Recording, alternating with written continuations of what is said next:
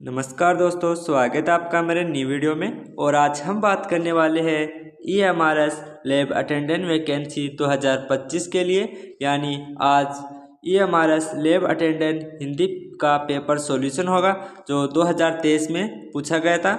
यानी 23 दिसंबर 2023 को जो पेपर आया था, आज उसका पेपर सॉल्यूशन होगा। इसके टॉप 15 क्वेश्चन हिंदी के आए थे। यानी पिछले साल का पूरा पेपर हिंदी का सॉल्यूशन होगा। इन्हें आप अपनी नोटबुक में लिख सकते हैं। यानी 15 क्वेश्चन होंगे। आप इन 15 क्वेश्चन को अपनी नोटबुक में लिख लेना, जिससे आपको ये पता लग जाए कि EMRS लैब अटेंडेंट वैकेंसी 2025 में कैसे क्वेश्चन आ सकते हैं हिंदी के। तो यहाँ पर टॉप 15 क्वेश्चन हिंदी के लिए गए हैं। इन्हें आप अपनी नोटबुक में ज़रूर लिखिएगा, ताकि आपको ये अंदाज़ा लग जाए कि 2025 में कैसे क्वेश्चन आएंगे। चलिए यहाँ पर हम क्वेश्चन करते हैं। तो देखिए, पहला क्वेश्चन है हमारा, भारतीय संस्कृति क्या अभिन्न अंग है। यानी यहाँ पर 4 ऑप्शन दिए गए हैं, जिसमें हमें यह छांटना है कि भारतीय संस्कृति का अभिन्न अंग है, यानी मोस्ट अंग है जो क्या है। देखिए, पहला है विदेशी विचार है, दूसरा है विदेशी जातियाँ हैं, फिर है विदेशी संस्कृतियों की बुराइयाँ, फिर है विदेशी संस्कृतियों के गुण। यानी जो विदेशी संस्कृतियों के अच्छे गुण होते हैं वो है यहाँ पर। तो इसका राइट आंसर है 4 नंबर। यानी विदेशी संस्कृतियों के जो गुण हैं अच्छे, वो यहाँ पर भारतीय संस्कृति का अभिन्न अंग है। चलिए नेक्स्ट देखते हैं। हमारा नेक्स्ट क्वेश्चन है, भारतीय संस्कृति में समाविष्ट नहीं हुआ है। यानी जो भारतीय संस्कृति में नहीं मिलाया गया है, तो यहाँ पर कौन सा क्वेश्चन होगा, कौन सा है। तो वह है भारतीय संस्कृति में समाविष्ट नहीं हुआ है। तो पहला है आचार व्यवहार, उत्तम विचार और सद्गुण, और चौथा है अराजकता। यानी अराजकता क्या होता है? अराजकता एक बुराई है, एक अनुशासन है, जो भारतीय संस्कृति में नहीं मिलाया गया है, क्योंकि ये अराजकता शब्द यानी एक बुराई है, या फिर इसे अनुशासनहीनता कह सकते हैं। तो ये भारतीय संस्कृति में अराजकता नहीं है। चलिए नेक्स्ट देखते हैं। नेक्स्ट है, निम्नलिखित में से वर्तनी की दृष्टि से शुद्ध शब्द है। यानी शब्द शुद्धि से एक क्वेश्चन पूछा गया है, जिसमें 4 ऑप्शन दिए गए हैं। उन 4 ऑप्शनों में से हमें यह छांटना है कि कौन सा शब्द है जो शुद्ध है, यानी इसे शुद्ध लिखा जा सकता है। तो पहला है उज्ज्वल है, दूसरा उज्ज्वल है, तीसरा भी उज्ज्वल है, चौथा भी उज्ज्वल है। यानी इन 4 में से कौन सा ऑप्शन है जो राइट है, यानी उसे सही लिखा जा सकता है शब्द शुद्धि में। तो इसका राइट आंसर है उत्तर नंबर 2। यानी उज्ज्वल को हम लिख सकते हैं,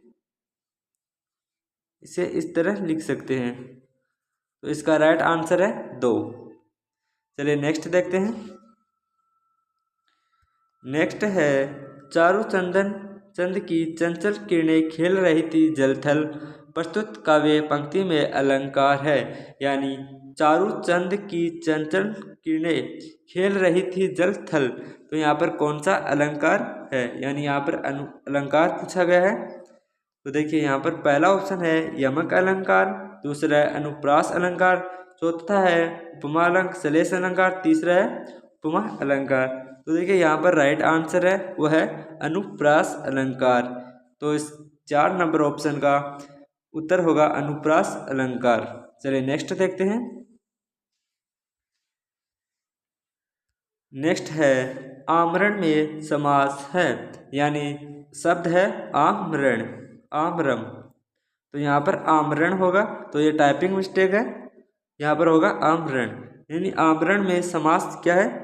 तो पहला है अव्ययभावी समास, दूसरा है तत्पुरुष समास, चौथा है कर्मधारय समास, तीसरा है कर्मधारय समास, और चौथा है द्वंद्व समास। यानी आमरण में कौन सा समास होगा?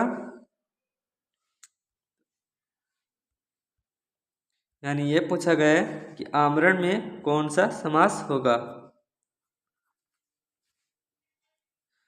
तो इसका राइट आंसर है अव्ययभावी समास। आमरण में समास है अव्ययभावी समास। चलिए नेक्स्ट देखते हैं।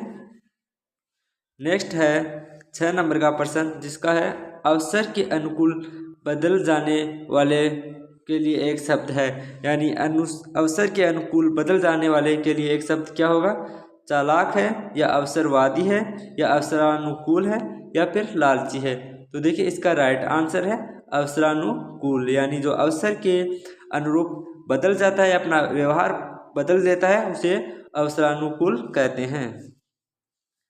चलिए नेक्स्ट क्वेश्चन है, निम्नलिखित में व्यंजन संधि वाला शब्द नहीं है, यानी यहाँ पर यह बताना है कि कौन सा शब्द है जिसमें व्यंजन संधि नहीं प्रयुक्त हुई है। दिगंबर है, या फिर दिगंबर है, या स्वागत है, या फिर सद्गुण है।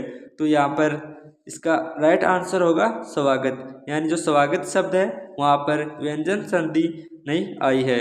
चलिए नेक्स्ट देखते हैं।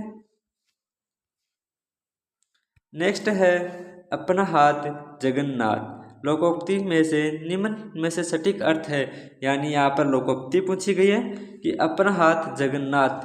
लोकोक्ति का निम्न में से सटीक अर्थ क्या होगा? तो पहला है स्वावलंबी होना चाहिए, दूसरा है खुद में आत्मनिर्भरता होती है, या किसी अन्य या किया काम पसंद नहीं आता है, या अपने हाथ में ही ईश्वर है। तो देखिए इसका राइट आंसर है स्वावलंबी होना चाहिए। राइट आंसर है स्वावलंबी होना चाहिए। चलिए नेक्स्ट देखते हैं।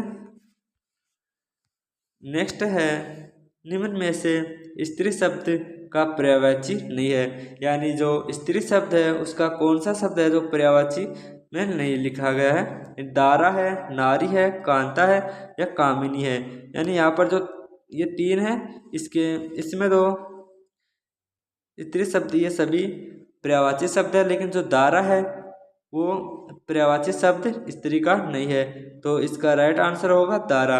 निम्न में से स्त्री शब्द का पर्यायवाची नहीं है, तो उसका है दारा। नारी, कांता और कामिनी ये सभी स्त्री शब्द के पर्यायवाची हैं। चलिए नेक्स्ट देखते हैं। नेक्स्ट है निम्न में से अशुद्ध वाक्य है, यानी ये छांटना है कि इन चारों में से अशुद्ध वाक्य कौन सा है। तो देखिए लड़कियां गीत गा रही थी, ये भी सही है। उसने अनेक पुस्तकें लिखी, ये भी सही है।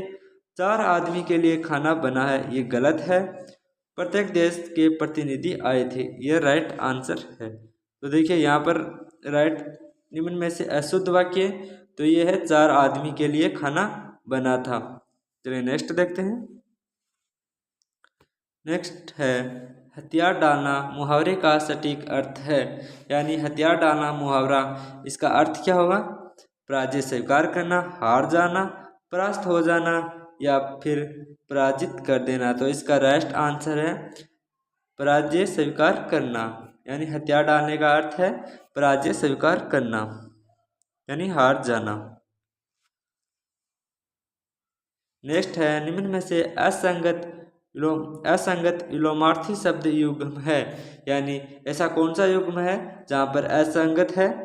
तो ताप संताप है, पाप पुण्य है, तीव्र मंद है, निंदा स्तुति है। तो देखिए इसका राइट आंसर है ताप संताप। ये अशुद्ध है, ये असंगत है। तो आज हमारे टॉप 12 क्वेश्चन हो चुके हैं, और जो बचे हुए क्वेश्चन है वह पद्यांश या गद्यांश में आते हैं। चलिए ये क्लास कंप्लीट होगी। धन्यवाद।